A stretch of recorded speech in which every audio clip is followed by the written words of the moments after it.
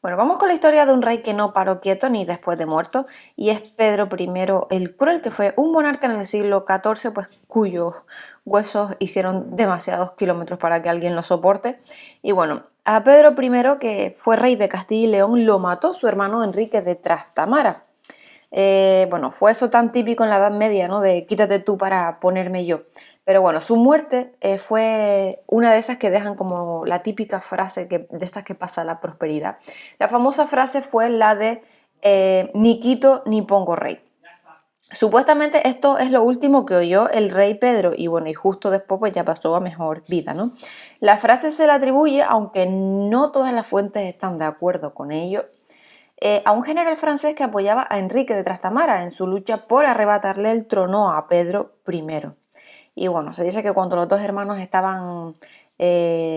andaban a espadazos, ¿no? El supuesto francés agarró a Pedro I y Enrique se fue a por su pariente, y fue cuando entonces el galo dijo eso de ni quito ni pongo rey, solo ayudo a mi señor. Dicen que, bueno, dicen no, todo esto sucedió en Montiel, en Ciudad Real, y bueno, y tras este funesto rifirrafe entre hermanos, pues ya Enrique de Trastamara, ya convertido en Enrique II de Castilla, ordenó que Pedro I fuera enterrado de forma provisional en el castillo del lugar, a la espera pues de que se le construyera un monasterio para ser sepultado en el altar mayor. Pero ¿qué pasa? Que pasó tiempo, es lo que pasa. Y visto que el monasterio pues no prosperaba, se decidió el traslado de los restos a la iglesia de Santiago de Puebla de Alcocer, en Badajoz, de tal forma que Pedro I tocó su segunda sepultura. Y ya después no pasaron pues muchos años hasta que apareció en escena Constanza, una nieta del rey don Pedro y priora del convento de Santo Domingo, el Real de Madrid, que no estuvo pues claro muy de acuerdo con el emplazamiento de su abuelo. Y dado que tenía mano, pues solicitó permiso para llevarse los restos al convento de su digna dirección.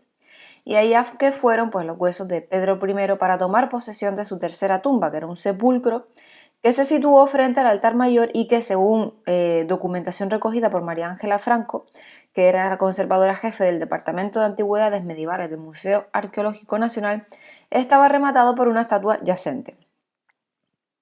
Pasó siglo y pico de relativa calma para Pedro I, hasta que el convento madrileño necesitó reforma. Ya sabemos cómo termina la reforma, ¿no? Y bueno, pues este convento necesitó reforma y notaron que el sepulcro pues, del rey incordiaba para hacer las obras. Así que se vieron obligados a trasladar los restos a un nicho al lado del Evangelio. Cuarta tumba. Pero ¿qué pasa? Que surgió otro problema. ¿Qué hacer con la magnífica estatua yacente del rey? Bueno, porque erguida pues no entraba en la hornacina, ¿no? Y bueno, fácil, que le cortaron las piernas por debajo de las rodillas, se hizo así una chapucilla escultórica y la estatua yacente, enderezada y con las piernas cortadas, pasó a ser una estupenda estatua orante que ahora sí pues encontró hueco en la hornacina. Pero primero sufrió un par de zarandeos más dentro del propio mismo convento del Santo Domingo el Real, antes de que tuvieran que sacarlo de allí a mediados del siglo XIX por necesidades urbanísticas. Y bueno, el rey volvió a quedarse sin tumba tras el derribo del edificio en 1868 y no se encontró mejor ubicación para sus huesos y para la chapucera estatua yacente reconvertida en orante que el Museo Arqueológico. Pero claro, un museo no es que sea un buen sitio para un rey de Castilla, muerto. Así que lo mejor fue acudir al testamento y averiguar cuál fue su voluntad. Un recurso del que deberían haber echado mano siglos antes. Pero bueno, Pedro I el Cruel firmó su testamento en 1362 y decía que el testamento, cuando finamiento de mí acaciere, o sea, que cuando se muera, mando que mi cuerpo sea llevado a Sevilla y que sea enterrado en la capilla nueva que yo ahora mando hacer. Así que después de 9 años de soporífera estancia en el Museo Arqueológico y tras 5 siglos dando tumbo de tumba en tumba, los huesos de Pedro I fueron sepultados en la capilla real de la Catedral de Sevilla. Y esto sucedió en 1877 y desde entonces se ha estado quieto, como un mar en karma, porque esta ha sido la octava y última sepultura. En el museo pues quedó lo que aún hoy puede verse, que es la estatua orante de su sepulcro madrileño, una estatua que, sin derrochar mucha agudeza visual, nos dice que algo no encaja. Y es que en la cabeza no pega nada con el conjunto de la obra y nadie sabe cuándo se puso ni de dónde salió. Pero ahí está la tradición oral para sacarnos de la duda.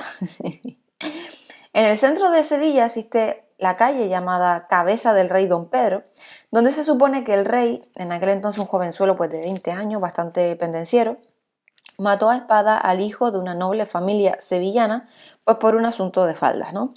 Y bueno, tras el duelo, pues el rey se hizo el disimulado y el muy cínico prometió al padre del muerto buscar al culpable y colocar su cabeza en el lugar de donde se produjo la muerte para escarmiento público. Vamos, que solo le faltó silbar el típico de pío pío que yo no sigo. Pero bueno, el rey no contaba con que una anciana había visto la pelea y esta mujer se presentó ante el rey, le señaló en sus narices como el asesino y reclamó una recompensa a cambio de guardar silencio. Don Pedro pagó, pero tuvo también que cumplir con la promesa de colocar la cabeza del culpable en el callejón del duelo. Y bueno, y como no estaba muy por la labor de cortarse la suya, ordenó decapitar una de sus estatuas, ¿no? Guardar la cabeza en un cajón y colocarlo en una hornacina de la calle. Y bueno, el rey situó una guardia permanente bajo aquel nicho para evitar que nadie abriera el cajón y descubriera que la cabeza, además de suya, era de mármol. Y bueno, algunas fuentes señalan que a mediados del siglo XVII el cajón se retiró y la cabeza fue a parar a no se sabe dónde. Y bueno, en su lugar se colocó una estatuilla del rey, que es la que aún hoy puede verse en esta calle sevillana. No hay ni un solo dato que permita pensar que la cabeza añadida a la estatua funeraria que guarda el Museo Arqueológico Nacional de Madrid se corresponde con la que salió de aquel cajón. Pero estaría bien que así fuera, en verdad, sería divertido. Pero espero que les haya gustado el vídeo de hoy y bueno, y nos vemos mañana. Hasta luego.